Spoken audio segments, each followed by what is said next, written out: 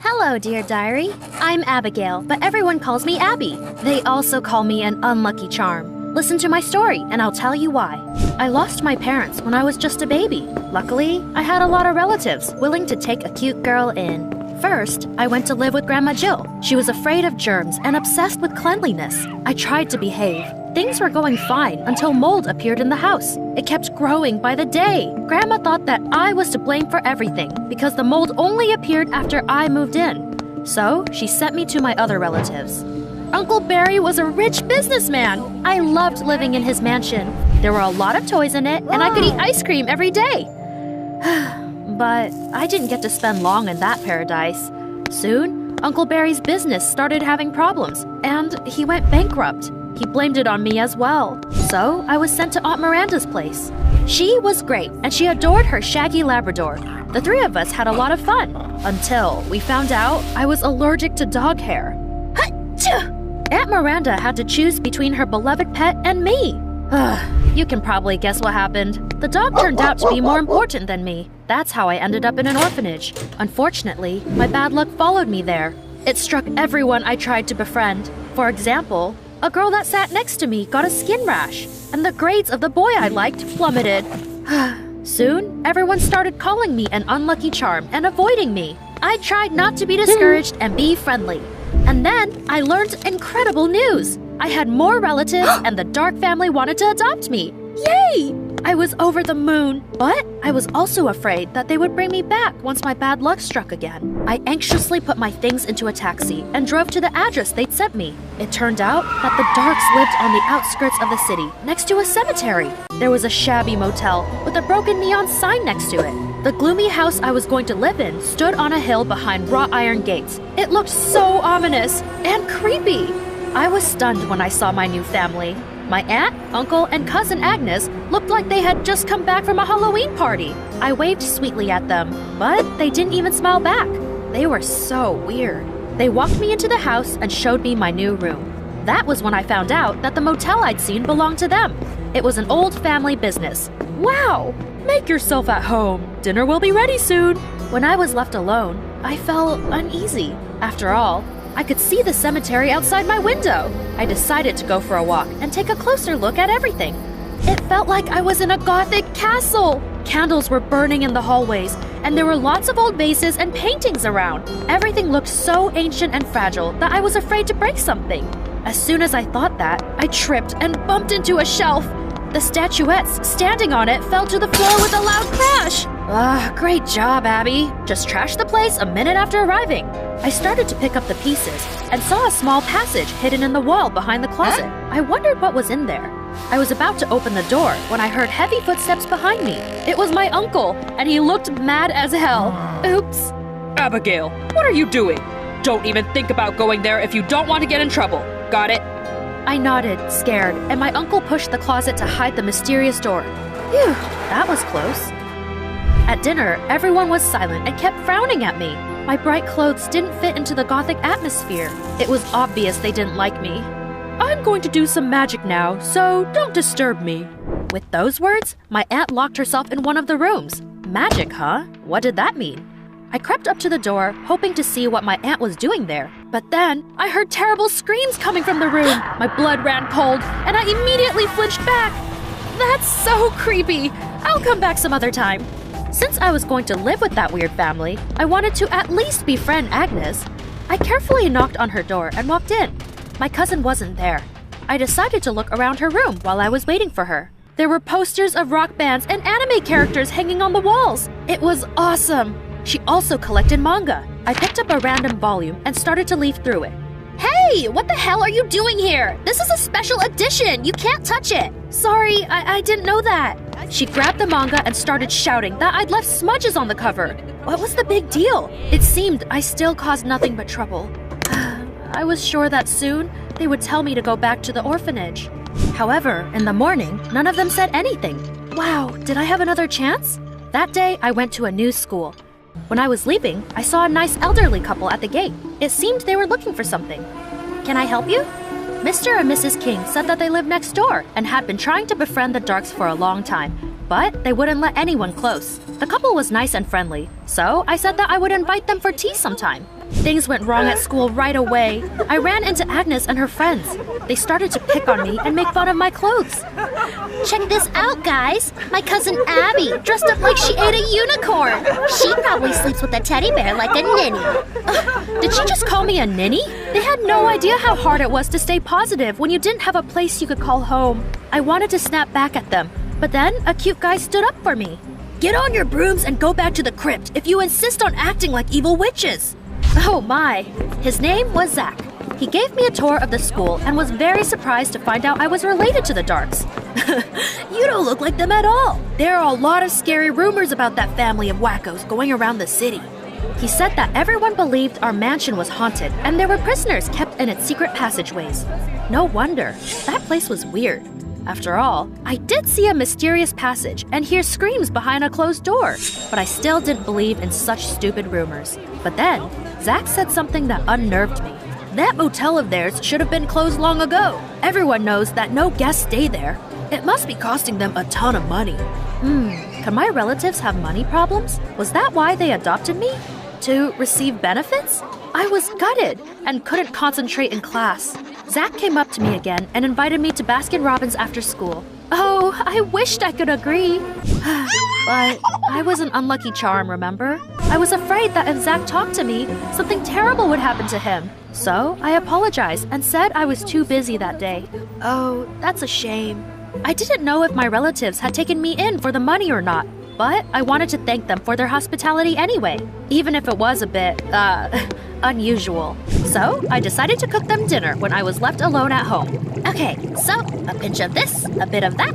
Oops, that's too much garlic. I set the table. I wasn't sure if my cooking skills would impress them, but I had tried really hard. It doesn't smell great. And it looks even worse. Let's try it. What happened next honestly spooked me. Agnes tried my stew and immediately spat it out on the table. Ugh, gross! She ran into the bathroom and spent forever rinsing her mouth. That was suspicious. It seemed like a bit of an overreaction. Did she hate garlic that much? You know who else can't stand garlic? Oh, holy heck! Vampires! Don't tell me that, Agnes. I didn't believe in horror stories, but anxious thoughts still kept me awake at night. I was tossing and turning when I heard a noise in the hallway. I listened and realized that someone was screaming again. What a freaking nightmare! What was going on in that house? I carefully went out into the hallway and followed the screams. They were coming from the room where my aunt was, doing magic. The door suddenly opened with a terrible creak, and a werewolf came out in a puff of smoke! Oh no! I shrank into the wall in horror, and the monster passed by without noticing me. I went back to my room on shaky legs and bolted the door with a chair. That was it. Now, I believed that there was something seriously wrong with my family. I had to get to the bottom of it. I didn't sleep a wink that night. That's why I dozed off on my desk and could not concentrate in class again. Abby, psst, did you watch the TV late last night? I wished. I desperately wanted to talk to someone about all the freaky stuff that was going on in the Darks mansion. But Zach was sweet, and I didn't want to drag him into my troubles. You look sad. I have tickets to a baseball game. Come with me. You should get your mind off things. Of course, for his sake, I refused again. At lunch, I watched Agnes. What did vampires eat at school? To my surprise, she ordered an ordinary ham sandwich. But she wouldn't fool me that easily. I told Agnes that the principal was looking for her. After my cousin had left the table, I put grated garlic into her sandwich. Then she came back, irritated as hell. Hey, did you lie to me? The principal said he wasn't looking for me. Oops, sorry. He must have met some other Agnes Dark. I sat down at the next table and watched my cousin. She took a bite of the sandwich and immediately spat it out and started shouting that someone put garlic in her food. I was right. Then Agnes's friend pointed at me. I saw her hanging around your table. Agnes ran up to me. She was fuming. I'm allergic to garlic. This is the second time you fed it to me. Do you want me to be covered in spots? Wait, allergic? I was a moron, of course. I apologized and told her that I thought she was a vampire. I thought that would piss her off, but Agnes just laughed. You're such a weirdo. Maybe we could be friends. Phew, thanks for looking up. I was walking down the hallway smiling when I bumped into my aunt. What was she doing there? She was holding a hanger with a costume. A werewolf costume. Whoa, She saw me side-eyeing the fluffy head and burst out laughing. It turned out she was making costumes based on horror movies. The room where she was doing magic was her workshop. She was watching the movies while working for reference. That's where the terrible screams came from. I made this charming werewolf for a school play. Wow, the costume looked so real that I had mistaken it for a real werewolf. My aunt was so talented. I was glad that we cleared everything up. After classes, I came home and saw Mr. and Mrs. King at the gate again. There's no one at home now. You should come back some other time. What a shame. I made a lemon pie and wanted to treat you to it. Wow, that pie looked delicious. I couldn't let it go to waste, so I invited Mr. and Mrs. King in and offered them tea. They exchanged happy glances and agreed.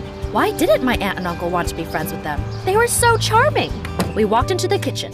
I put the kettle on, and they said they wanted to take a look around the house. It's so beautiful and interesting here. I feel like I'm in a museum. I put the pie on plates and waited for them. A few minutes passed. The tea was getting cold, and yet Mr. and Mrs. King hadn't come back yet. I went to look for them, but they were nowhere to be seen. Hello? Where are you? My uncle came home. He was walking toward the secret door behind the closet and holding a tool case. A chain was hanging off his shoulder. My heart sank. Even though I now knew there was nothing mystical about the Darks, that didn't mean they weren't keeping prisoners in secret passageways. What if my uncle was going there to tie up the poor couple with chains? I had to stop him. I ran up to my uncle and demanded he let Mr. and Mrs. King go, or I would call the police. Abigail, what are you talking about? Our neighbors that have been trying to befriend you for ages. My uncle turned pale. We don't have neighbors. There's only the cemetery and the motel around. Are you saying there are strangers inside our house right now? Wait, he was right. Why did I not think of that? Who were they then? My uncle called the police, and when they came, they managed to find the couple.